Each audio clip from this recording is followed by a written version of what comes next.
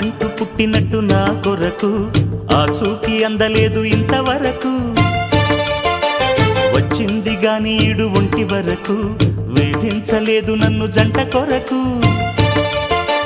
చూశాక ఒక్కసారి ఇంత వెలుగు నా వంక రాను అంది కంటి కునుకు. ఈ అల్లరి గారడి నీ లీల అనుకోనా, నీ పేరు ప్రేమ అవునా, ఇవాళే నిన్ను పోల్చుకున్నా.